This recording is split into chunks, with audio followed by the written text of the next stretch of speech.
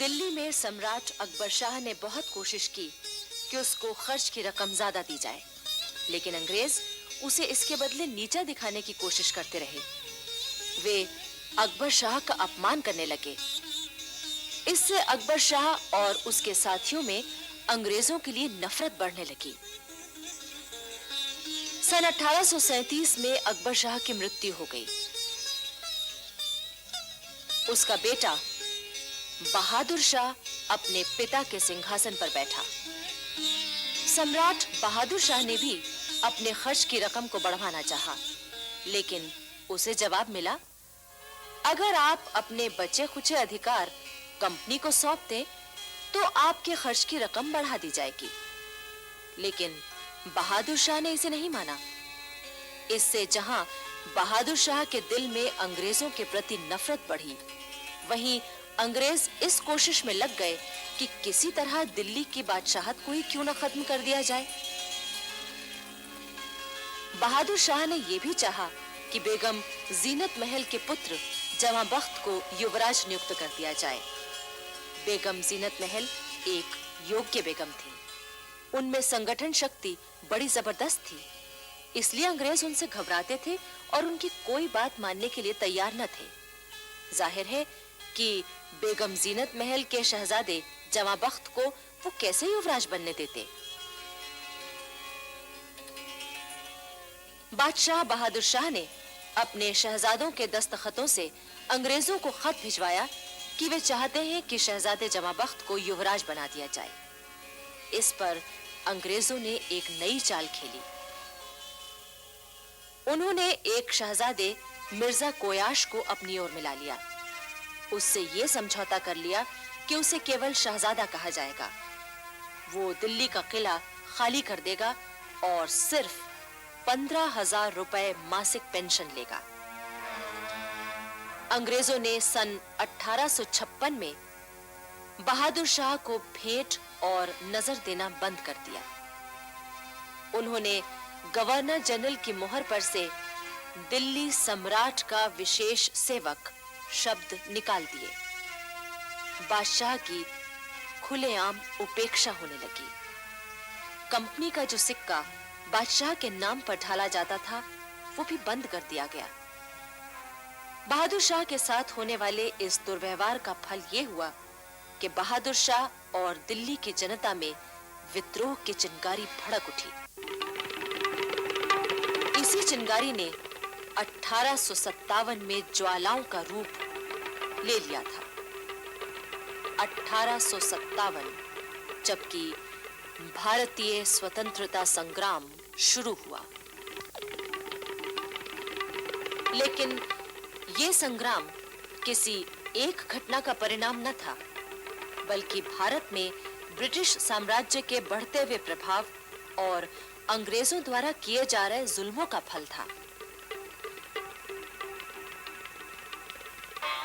एक ओर दिल्ली के सम्राट बहादुर शाह जफर के मन में अंग्रेजों के प्रति घोर घृणा बैठ चुकी थी, तो दूसरी तरफ वो हर समय इसी चिंता में डूबे रहने लगे कि किस प्रकार मुल्क से अंग्रेजों को निकाला जाए। उधर अवध में नवाब वाजिद अली शाह का शासन समाप्त करने के लिए अंग्रेजों ने वाजिद अली शाह को बहुत बदनाम किया। सच तो यह है कि वाजिद अली शाह ने गद्दी पर बैठते ही सेना को सुधारने के लिए बड़े कड़े नियम बनाए थे। वे रोज सवेरे अपनी सेना से कवायद करवाते थे और खुद भी घोड़े पर मौजूद रहते थे। कंपनी के अफसरों को नवाब की हरकतें भला कैसे पसंद आती। लॉर्ड डलहौजी की आज्ञा से लखनऊ का रेजिडेंट आउटरम वाजिद अली शाह से मिलने आया है।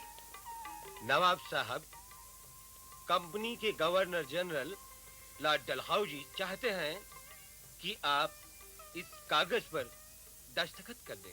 क्या लिखा है इसमें? आप खुद पढ़ लीजिए। मैं वाजिद अली शाह खुशी से अपनी सल्तनत कंपनी को देने के लिए राजी हूँ। नहीं नहीं नहीं नहीं, हरगिज़ नहीं। आपका भलाई इसी में है कि आप दस्तखत कर दें। कंपनी सरकार से झगड़ा करना अच्छा नहीं। ले जाइए इसे और कंपनी सरकार को हमारा फैसला सुना दीजिए। 3 दिन बाद कंपनी की सेना लखनऊ के महल में जबरदस्ती घुस गई।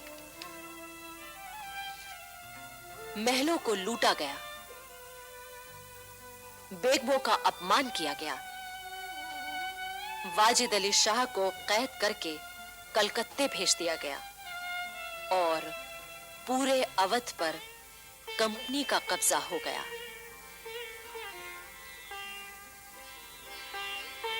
लॉर्ड डलहौजी की अपहरण नीति ने भी 1857 की क्रांति के बीज बोए थे। डलहौजी ने भारतीय नरेशों पर यह पाबंदी लगाई थी कि अगर उनके अपना पुत्र न हो तो वे कंपनी की मंजूरी के बिना किसी को गोद लेकर राज्य का उत्तराधिकारी नहीं बना सकते।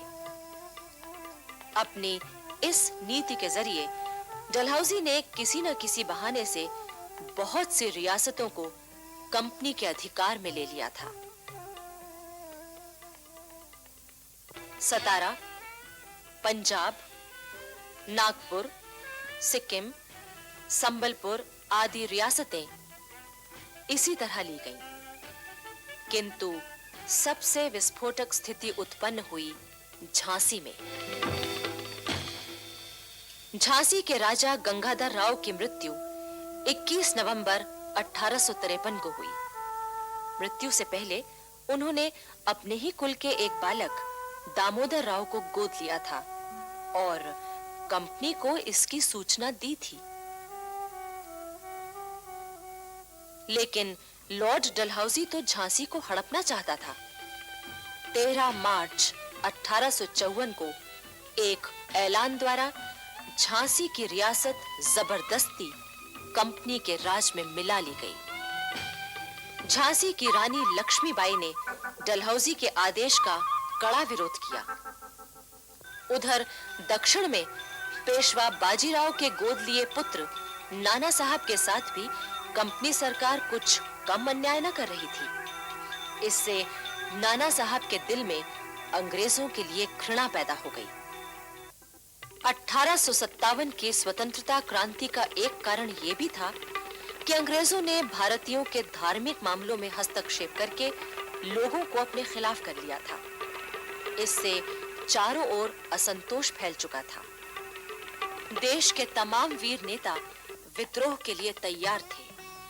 झांसी की रानी लक्ष्मीबाई, तात्या टोपे, बिहार केसरी बाबू कुंवर सिंह, नाना साहब पेशवा, सभी के दिल में क्रांति की आग सुलग चुकी थी। बहादुर शाह जफर ने देश के इन तमाम लोगों से संपर्क किया और क्रांति के लिए उन्हें तैयार किया।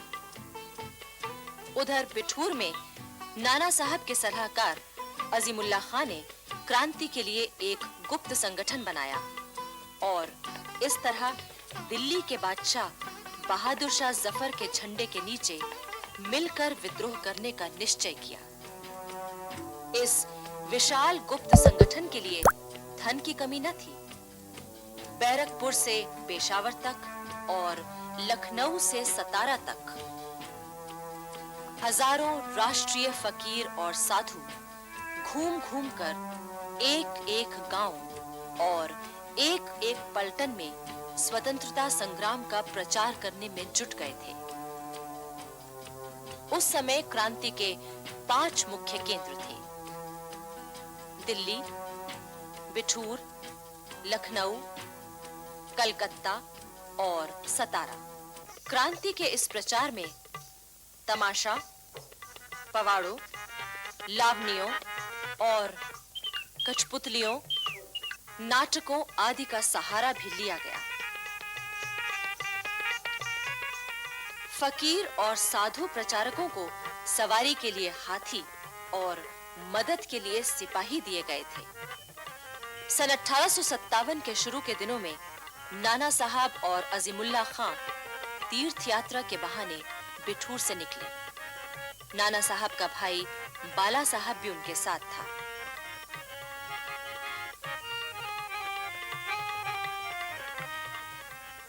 सबसे पहले ये लोग दिल्ली पहुंचे। लाल किले के दीवाने खास में सम्राट बहादुर शाह, बेगम जीनत महल और दिल्ली के मुख्य नेताओं के साथ इन लोगों की गुप्त मंत्रणाएं हुई। इसके बाद नाना साहब अंबाला, लखनऊ, कालपी होते हुए बिठूर पहुंचे। सन 1857 की क्रांति के लिए नेताओं ने अपने संगठन के 2 मुख्य चिन्ह तय किए थे, कमल का फूल और रोटी। कमल का फूल उन सब पलटनों में घुमाया जाता था जो इसमें शामिल थी। किसी एक पलटन का सिपाही फूल लेकर दूसरी पलटन में जाता था। उस पलटन भर में हाथों हाथ वो फूल सबके हाथों से निकलता था। जिसके हाथ में वो सबसे अंत में आता था, उसका कर्तव्य होता था कि वो अपने पास की दूसरी पलटन तक उस फूल को पहुंचा दे। इसका गुप्त अर्थ ये लिया जाता था कि उस पलटन के सब सिपाही क्रांति के लिए तैयार हैं। इस तरह से हजारों कमल पेशावर से बैरकपुर तक तमाम पलटनों में घुमाए गए। रोटी को एक गांव का चौकीदार दूसरे गांव के चौकीदार के पास ले जाता था। उस चौकीदार का कर्तव्य होता था कि वो उस रोटी में से थोड़ी सी खुद खाकर बाकी गांव के दूसरे लोगों को खिला दे। फिर गेहूं या दूसरे आटे की उसी तरह की रोटियां बनवाकर वो अपने पास के गांव तक पहुंचा दे। इसका मतलब ये होता था कि उस गांव की जनता राष्ट्रीय क्रांति में भाग लेने के लिए तैयार है। नाना साहब की यात्रा के दौरान ही सारे देश में क्रांति का दिन 31 मई तय किया गया था, किंतु इस तिथि की सूचना हर केंद्र के केवल मुख्य नेताओं को और हर पलटन के 3-3 अफसरों को दी गई थी। बाकी लोगों से कहा गया था कि वे अपने नेताओं के संकेत का इंतजार करें। उधर बैरकपुर छावनी में एक विस्फोटक घटना हुई। अरे पंडित जी, जरा अपना लोटा तो दे दो, पानी पीना है। मैं अपना लोटा कैसे दे सकता हूँ? अशुद्ध नहीं हो जाएगा। अरे अब जात पात का घमंड छोड़ो पंडित जी, तुम्हें शायद मालूम नहीं है, अब तो तुम्हें अपने दांतों से गाय और सुअर की चर्बी काटनी होगी। हाँ, क्या बकते हो? सही कह रहा हूँ पंडित जी। अब जो नए कारतूस बने हैं उनमें जानबूझकर ये दोनों चीजें लगाई जा रही हैं। हाँ, गाय और सुअर की चर्बी लगे कारतूसों ने उस समय की हिंदुस्तानी फौज में चिंगारी का काम किया।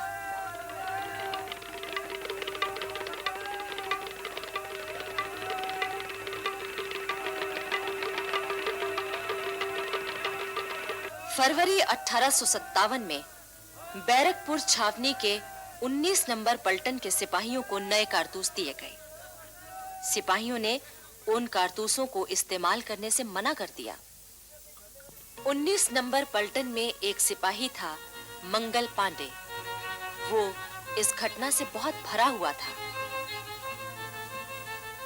29 मार्च 1857 को पलटन को परेड मैदान पर बुलाया गया। अभी पलटन आकर खड़ी हुई ही थी कि अपनी भरी हुई बंदूक लेकर मंगल पांडे सामने कूद पड़ा और चिल्ला कर कहने लगा, भाइयों आओ, आप पीछे क्यों रहते हो? आओ, मैं आपको धर्म की सौगंध दिलाता हूँ। आजादी पुकार रही है कि हम फौरन अपने धोखेबाज दुश्मनों पर हमला बोल दें। रुकने का समय नहीं है। सार्जेंट मेजर ह्यूसन ने आदेश दिया कि मंगल पांडे को गिरफ्तार कर लिया जाए, पर सिपाही एक बार मंगल पांडे को देखते और एक बार अंग्रेज अफसर को। अगले ही क्षण मंगल पांडे की बंदूक से गोलियां चल पड़ी। मेजर ह्यूसन की लाश वहीं गिर पड़ी। लेफ्टिनेंट बॉग भी मरा नहीं था। उसने मंगल पांडे पर पिस्तौल से गोली चलाई, पर मंगल पांडे बच गए। इसके बाद मंगल पांडे तलवार निकालकर बॉग पर टूट पड़े और उसे मार दिया। थोड़ी देर में एक और अंग्रेज अफसर आया। उसने पांडे पर हमला करना चाहा तो एक सिपाही ने बंदूक का कुंदा उसके सर पर दे मारा। सारे सिपाही चिल्ला उठे, मंगल पांडे को हाथ मत लगाओ। इसके बाद एक बड़ा अफसर जनरल हियर्स गोरे सिपाहियों को लेकर आया। मंगल पांडे कह रहे थे, भाइयों, अब खड़ा भर चुका है, आप लोग विद्रोह का झंडा उठाएं। लेकिन सिपाही कुछ नहीं बोले। जब मंगल पांडे ने देखा कि सिपाही कुछ नहीं कर रहे हैं और वो अंग्रेज सैनिकों से घिर गया है, तो उसने अपने सीने में बंदूक दाग ली और वहीं गिर पड़े, पर मरे नहीं। मंगल पांडे को गिरफ्तार कर लिया गया और अस्पताल में उनका इलाज हुआ।